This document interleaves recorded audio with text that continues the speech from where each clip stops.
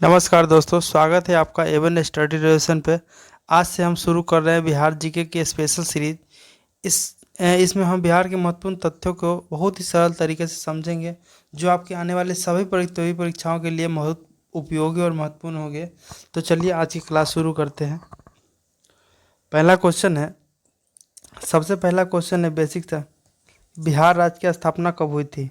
ठीक है, बिहार राज्य की स्थापना कब हुई थी? तो ये आप जानते हैं 22 मार्च 1912 को हुई थी। ठीक है, दूसरा क्वेश्चन है बिहार की राजधानी पटना का प्राचीन नाम क्या था? बिहार की राजधानी पटना का प्राचीन नाम क्या था? तो इसका जो पटना का प्राचीन नाम था वो पाटलिपुत्र था। ठीक है, उसका तीसरा नंबर क्वेश्चन है, पाटलिपुत्र नगर की स्थापना किसने की थी? पाटलिपुत्र नगर की स्थापना उदयन ने की थी। ठीक है, पाटलिपुत्र नगर की स्थापना उदयन के द्वारा किया गया था। उसके बाद चौथा क्वेश्चन है, क्षेत्रफल की दृष्टि से बिहार का कौन सा स्थान है? क्षेत्रफल की दृष्टि से बिहार का भारत में कौन सा स्थान है? तो ये जो क्षेत्रफल की दृष्टि से बिहार में 12वां स्थान है। उसके बाद अगला क्वेश्चन है, बिहार का कुल भौगोलिक क्षेत्रफल कितना वर्ग किलोमीटर है? ठीक है, बिहार का कुल भौगोलिक क्षेत्रफल कितना किलोमीटर है, कितना वर्ग किलोमीटर, सॉरी। तो इसका जो सही आंसर है वो है 94,163 वर्ग किलोमीटर। ठीक है, 94,163 वर्ग किलोमीटर। उसके बाद अगला क्वेश्चन है, जनसंख्या की दृष्टि से बिहार का भारत में कौन सा स्थान है? जनसंख्या की दृष्टि से बिहार का भारत में कौन सा स्थान है? तो ये तीसरा स्थान है। ठीक है, पहला स्थान कौन सा है? पहला है उत्तर प्रदेश, और दूसरा है महाराष्ट्र, और तीसरा है बिहार आपका। ठीक है, अगला क्वेश्चन है, बिहार के वर्तमान में कुल कितने जिले और प्रमंडल है? बिहार में वर्तमान में कुल कितने जिले हैं और कितने प्रमंडल हैं? तो बिहार में आप लोग जानते हैं ये 38 जिले हैं और उसमें 9 प्रमंडल है। ठीक है, उसका अगला क्वेश्चन है, बिहार के सबसे नया 38वां जिला निम्नलिखित में से कौन सा है? ठीक है, बिहार का सबसे नया 38वां जिला कौन सा है? तो जो सबसे नया 38वां जिला है वो है अरवल। ठीक है, अरवल जिला है 38वां जिला। उसका अगला क्वेश्चन है, क्षेत्रफल के हिसाब से बिहार का सबसे बड़ा जिला कौन सा है? क्षेत्रफल के हिसाब से बिहार का सबसे बड़ा जिला कौन सा है? तो ये है पश्चिमी चंपारण। ठीक है, क्षेत्रफल के हिसाब से सबसे बड़ा जिला है पश्चिमी चंपारण। उसके बाद अगला क्वेश्चन है, जनसंख्या के हिसाब से बिहार का सबसे बड़ा जिला कौन सा है? जनसंख्या के हिसाब से बिहार का सबसे जो बड़ा जिला है वो है पटना जिला है। ठीक है, उसके बाद अगला क्वेश्चन है, वर्ष 2011 की जनगणना के अनुसार बिहार का कुल साक्षरता दर कितनी है? वर्ष 2011 की जनगणना के साथ जो बिहार के कुल साक्षरता दर थी वो थी आपको 61.80%। ठीक है, 61.80%। उसके बाद अगला क्वेश्चन है, वर्ष 2011 की जनगणना के अनुसार बिहार का लिंगानुपात कितना था? ठीक है, वर्ष 2011 की जनगणना के अनुसार बिहार का जो लिंगानुपात था वो था 918। ठीक है, वर्ष 2011 की जनगणना के अनुसार बिहार का लिंगानुपात कितना था? वो था 918। उसके बाद अगला जो क्वेश्चन है, भारत में राज्यों में सबसे अधिक जनसंख्या घनत्व 1106 व्यक्ति प्रति वर्ग किलोमीटर किस राज्य का है? तो ये जो 1106 व्यक्ति प्रति वर्ग ये जो है वो बिहार राज्य का है। ठीक है, इसका सही ऑप्शन है बिहार। उसका अगला क्वेश्चन है, बिहार की लंबाई उत्तर से दक्षिण में कितने किलोमीटर है? बिहार की लंबाई उत्तर से दक्षिण कितनी किलोमीटर है? इसका जो सही आंसर है वो 345 किलोमीटर है। उसका अगला क्वेश्चन है, बिहार का द्वितीय राजकीय भाषा कौन सा है? पहला जो है हिंदी है और दूसरा जो है उर्दू भाषा है। ठीक है, बिहार का द्वितीय राजकीय भाषा कौन सा है? उर्दू। उसका अगला क्वेश्चन है, बिहार का राजकीय पशु क्या है? बिहार का जो राजकीय पशु वो बैल है। उसका अगला क्वेश्चन है, बिहार का राजकीय पक्षी किसे घोषित किया गया है? तो ये गौरैया को घोषित किया गया है। बिहार का जो राजकीय पक्षी है वो है गौरैया। उसका अगला क्वेश्चन है, बिहार का राजकीय वृक्ष कौन सा है? बिहार का जो राजकीय वृक्ष है वो पीपल का पेड़ है। ठीक है, बिहार का जो राजकीय वृक्ष है वो पीपल का पेड़ है। उसका अगला क्वेश्चन है, बिहार का आधिकारिक राजकीय पुष्प कौन सा है? तो जो आधिकारिक राजकीय पुष्प है यह कचनार है। ठीक है, बिहार का जो राजकीय पुष्प है वो है कचनार। उसके बाद अगला क्वेश्चन है, बिहार का राष्ट्रीय खेल कौन सा है? बिहार का जो राष्ट्रीय खेल है वो है कबड्डी। ठीक है, बिहार का जो राष्ट्रीय खेल है कबड्डी है। उसके बाद अगला क्वेश्चन है, बिहार का राजकीय प्रतीक चिन्ह क्या है? बिहार का जो राजकीय प्रतीक चिन्ह है वो है बोधि वृक्ष। ठीक है, बिहार का जो राजकीय प्रतीक चिन्ह है बोधि वृक्ष है। उसके बाद अगला क्वेश्चन है, बिहार बिहार का राजगीत मेरे भारत के कंठहार, मेरे भारत के कंठहार के लेखक कौन है? मेरे भारत के कंठहार के लेखक कौन है? तो इसका जो लेखक है वो सत्यनारायण है, सत्यनारायण। ठीक है। उसके बाद अगला क्वेश्चन है, मगध साम्राज्य की प्रारंभिक और प्राचीन राजधानी कौन सी थी? मगध साम्राज्य की जो प्रारंभिक और प्राचीन जो राजधानी थी वो थी राजगिरी। ठीक है, राजगिरी। उसके बाद अगला क्वेश्चन है, मौर्य वंश की स्थापना किसके द्वारा किया गया था? तो ये चंद्रगुप्त मौर्य जी के द्वारा किया गया था। ठीक है, मौर्य वंश की स्थापना चंद्रगुप्त मौर्य के द्वारा किया गया था। उसके बाद अगला क्वेश्चन है, सम्राट अशोक का जन्म कहाँ हुआ था? सम्राट अशोक का जो जन्म हुआ था वो पाटलिपुत्र में हुआ था। उसका अगला क्वेश्चन है, किस मौर्य शासक ने कलिंग युद्ध के बाद बौद्ध धर्म अपना लिया था? तो ये सम्राट अशोक जो था ये कलिंग युद्ध के बाद बौद्ध धर्म को अपना लिया था। उसका अगला क्वेश्चन है, प्रसिद्ध प्राचीन नालंदा विश्वविद्यालय की स्थापना किसके द्वारा किया गया था? तो ये कुमारगुप्त प्रथम के द्वारा किया गया था।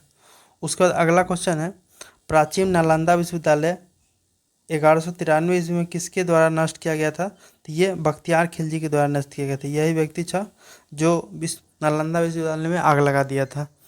उसके बाद अगला क्वेश्चन है, भागलपुर के पास विक्रमशिला विश्वविद्यालय की स्थापना किस पाल शासक ने की थी? भागलपुर के पास जो विक्रमशिला विश्वविद्यालय की स्थापना जो किया था वो धर्मपाल के द्वारा किया गया था। उसके बाद अगला क्वेश्चन है, महात्मा बुद्ध को ज्ञान की प्राप्ति बिहार के किस स्थान पर हुई थी?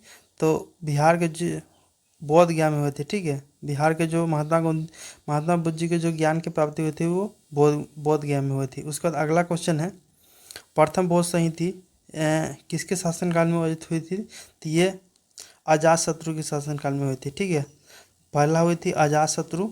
ठीक है, उसके बाद अगला जो हुई थी वो कालाशोक के शासन में हुआ था। दूसरा जो हुआ था जो कालाशोक के शासनकाल में, और तीसरा जो हुआ था वो अशोक के शासन में हुआ था। ठीक है, और चौथा जो हुआ था कनिष्क के हुआ था।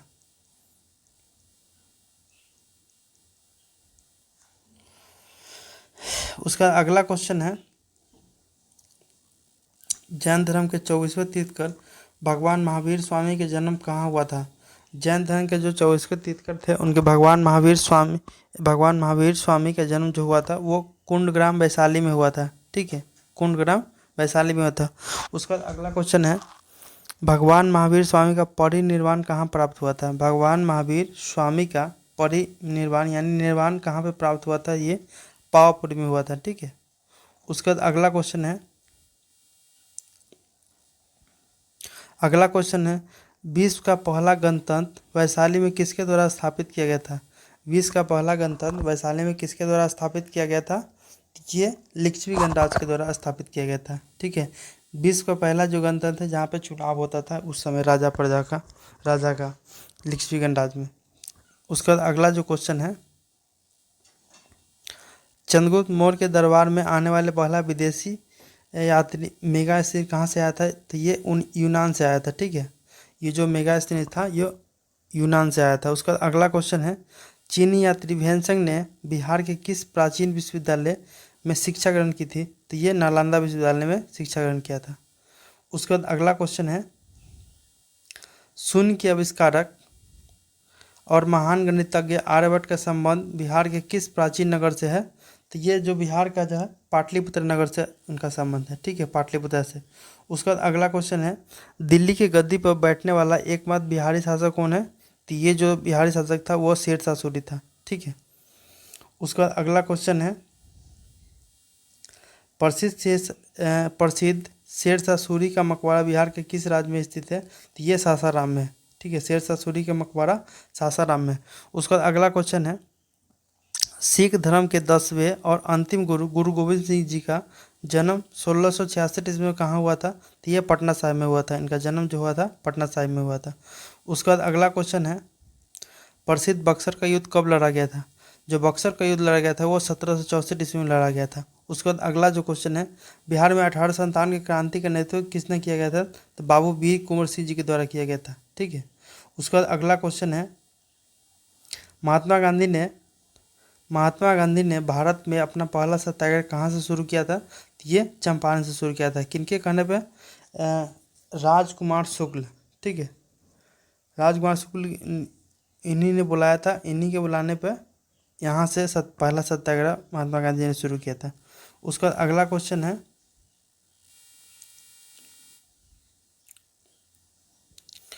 गांधी जी को चंपारण आने का निमंत्रण किसने किया था? तो ये जो अभी बताया है, राजकुमार शुक्ल जी इन्हीं ने आमंत्रण दिया था। उसके बाद अगला जो क्वेश्चन है, बिहार प्रांतीय किसान सभा की स्थापना 1929 में किसके द्वारा की गई थी? तो ये जो किया गया था वो स्वामी सहजानंद सरस्वती जी के द्वारा किया गया था। उसके बाद अगला क्वेश्चन है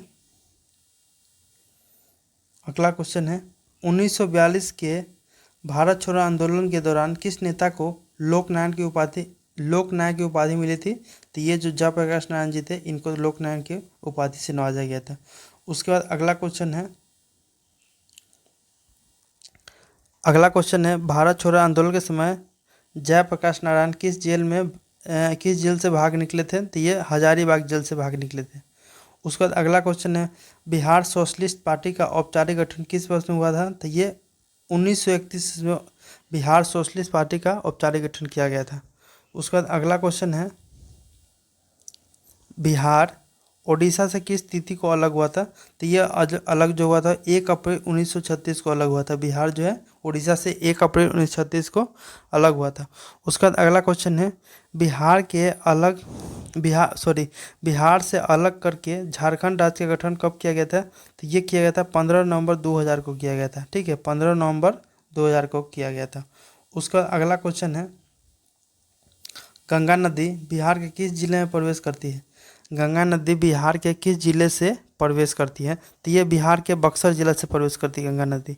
उसके बाद अगला क्वेश्चन है, निम्नलिखित में से किस नदी को बिहार का शोक कहा जाता है? तो ये कोसी नदी को बिहार का शोक कहा जाता है। बिहार का शोक कोसी नदी है। उसके बाद अगला क्वेश्चन है, बिहार के सबसे ऊंची चोटी कौन सी है?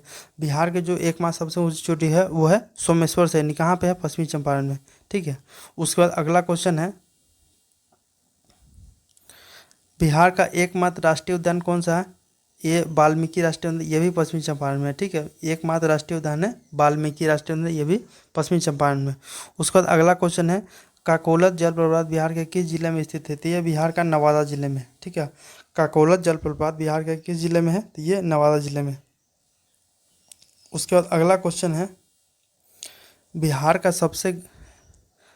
का सबसे गर्म और सबसे ठंडा जिला कौन सा है? बिहार का जो सबसे गर्म और सबसे ठंडा जिला है वो है गया जिला है। उसका अगला क्वेश्चन है, बिहार में सर्वाधिक वर्षा प्राप्त करने वाला जिला कौन सा है? बिहार में सर्वाधिक वर्षा जो प्राप्त करने वाला जिला है वो है किशनगंज है। ठीक है। उसके बाद अगला क्वेश्चन है, बिहार का सबसे कम वर्षा वाला जिला कौन सा है? तो ये जो बिहार का जो सबसे कम वर्षा वाला जिला है वो औरंगाबाद जिला है। ठीक है। उसका अगला क्वेश्चन है, बिहार के मैदानी भागों में मुख्य रूप से कौन सी मिट्टी पाई जाती है? तो मुख्य रूप से बिहार के मैदानों में जलोढ़ मृदा पाई जाती है। उसका अगला क्वेश्चन है, कांवर झील पक्षी अभयारण्य। ठीक है, कांवर झील पक्षी अभयारण्य जो बिहार का एकमात्र रामसर स्थल है वह कहाँ स्थित है? तो ये बेगूसराय में है। ठीक है, कांवर झील पक्षी अभयारण्य जो है वो बेगूसराय में। उसके बाद अगला क्वेश्चन है, बिहार के किस जिले को धान का कटोरा कहा जाता है? तो ये रोहतास को कहा जाता है। बिहार के रोहतास जिला को धान का कटोरा कहा जाता है।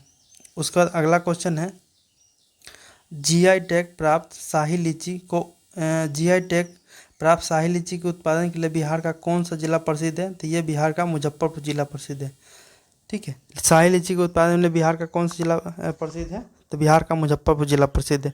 उसके बाद अगला क्वेश्चन है, बिहार के किस शहर को सिल्क सिटी के नाम से जाना जाता है? तो बिहार के भागलपुर जिला को या भागलपुर शहर को सिल्क सिटी के नाम से जाना जाता है। उसका अगला क्वेश्चन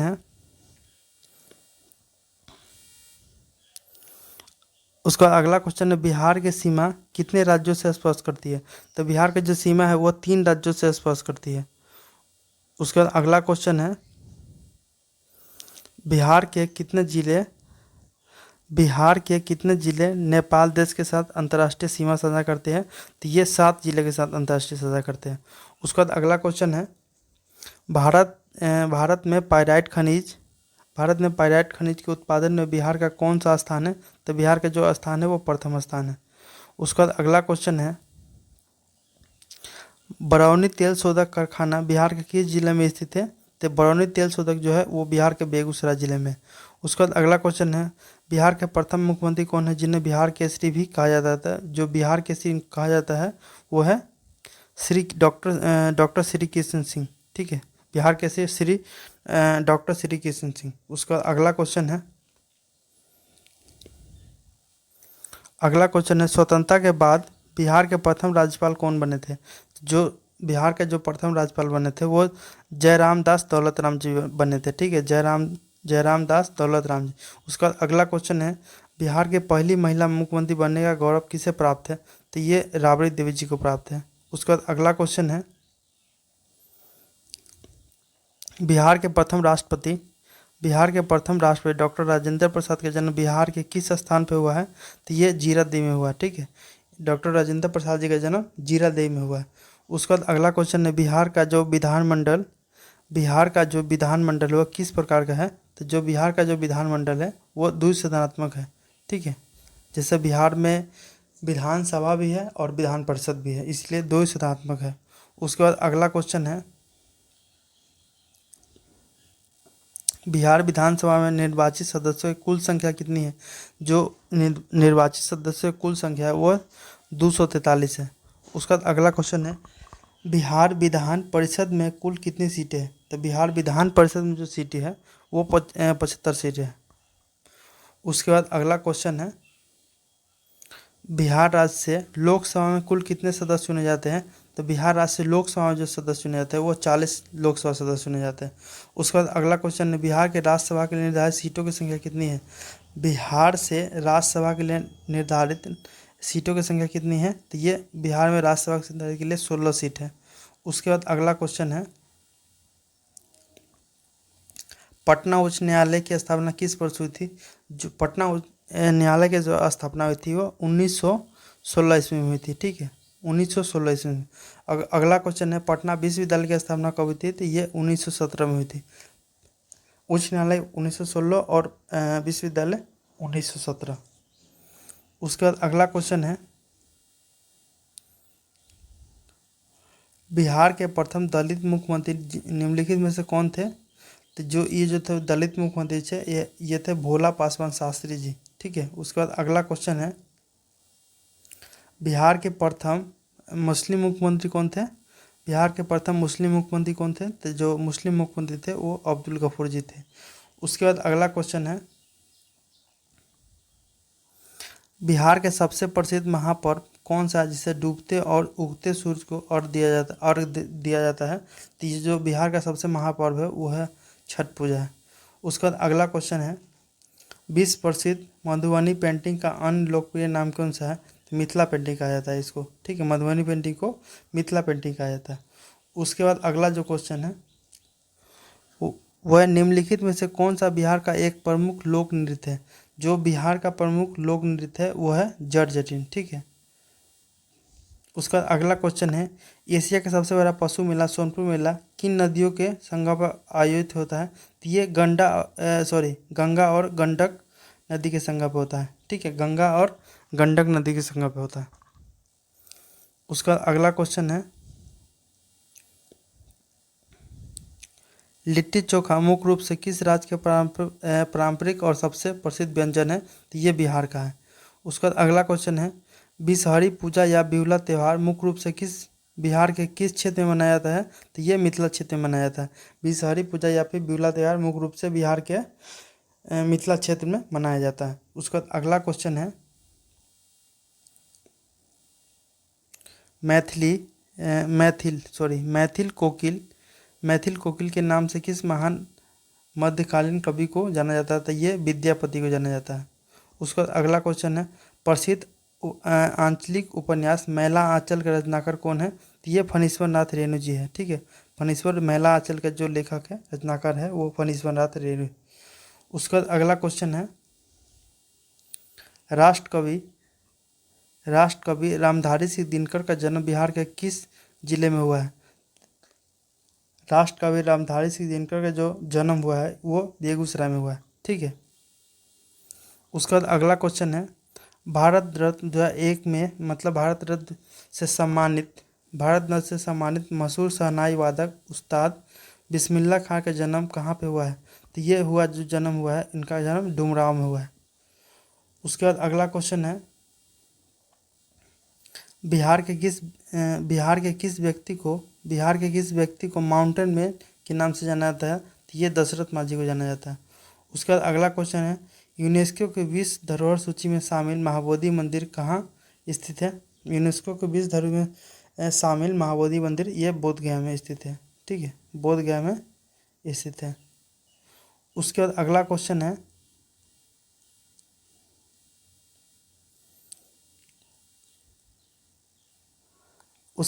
क्वेश्चन है, प्राचीन काल में अंग महाजनपद की राजधानी चंपा आधुनिक बिहार के किस शहर को कहा जाता है? ये भागलपुर को कहा जाता है। अंग जो महाजनपद था वो बिहार के भागलपुर में था। उसके बाद अगला जो क्वेश्चन है, पटना के प्रसिद्ध ऐतिहासिक गोलघर का निर्माण किस ब्रिटिश कैप्टन के द्वारा कराया गया था? तो जॉर्ज गास्टिन। ठीक है, जॉर्ज गास्टिन के द्वारा गोलघर का निर्माण करवाया गया था। उसके बाद अगला क्वेश्चन है, पटना और हाजीपुर को जोड़ने वाले महात्मा गांधी सेतु किस नदी पर बना है? तो ये गंगा नदी पर बना है। उसका अगला क्वेश्चन है, रानी अहिल्याबाई होलकर द्वारा पुनर्निर्मित प्रसिद्ध विष्णुपद मंदिर कहाँ पे स्थित है? तो ये गया में स्थित है। प्रसिद्ध विष्णुपद जो मंदिर है वो गया में स्थित है। उसका अगला क्वेश्चन है, बिहार का प्रथम दूरदर्शन प्रसारण केंद्र 1978 ईस्वी में कहाँ स्थापित किया गया था? तो ये बिहार का मुजफ्फरपुर में स्थापित किया गया था। उसके बाद अगला क्वेश्चन है, जयप्रकाश नारायण अंतर्राष्ट्रीय हवाई अड्डा बिहार के किस शहर में स्थित है? तो ये बिहार का पटना जिला में स्थित है। जयप्रकाश नारायण जो अंतर्राष्ट्रीय हवाई अड्डा है वो बिहार के पटना में। उसका अगला क्वेश्चन है, उर्दू को दूसरी राजकीय भाषा का दर्जा देने वाला भारत का पहला राज्य कौन सा है? उर्दू को दूसरी राजकीय भाषा दर्जा देने वाला भारत का जो पहला राज्य है वो बिहार राज्य है। उसका अगला क्वेश्चन है, उदयपुरी विश्वविद्यालय जो बिहार शरीफ में है, उदयपुरी विश्वविद्यालय की स्थापना किस पाल राजा ने किया था? जो उदयपुरी की स्थापना जो किया था वो गोपाल जी के द्वारा किया गया था। ठीक है, आज का 100 क्वेश्चन कंप्लीट हो गया। अच्छा लगे तो इसमें लाइक सब्सक्राइब जरूर करिएगा। आगे हम लोग इसी तरह से 100 क्वेश्चन करके सीरीज चलाते रहेंगे। धन्यवाद।